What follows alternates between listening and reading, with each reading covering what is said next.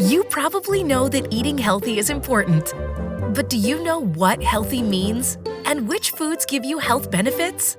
Foods contain nutrients our body needs daily to live, grow, and be healthy. They help our body to work properly, like fuel for a car. Vitamins are a type of nutrient found in foods you eat. We need to get vitamins from food every day because our bodies cannot produce them. There are 13 essential vitamins: A, C, D, E, K, and the 8 B vitamins. There are 2 types of vitamins: fat-soluble and water-soluble. This difference decides how the body stores and transports vitamins.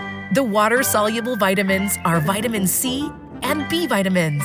Vitamins A, D, E, and K are fat-soluble. When you eat foods containing fat-soluble vitamins, your body stores the vitamins in your fat tissues and liver.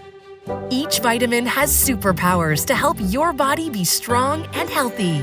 Let's learn about vitamins, what they can give you, and in which foods you can find them.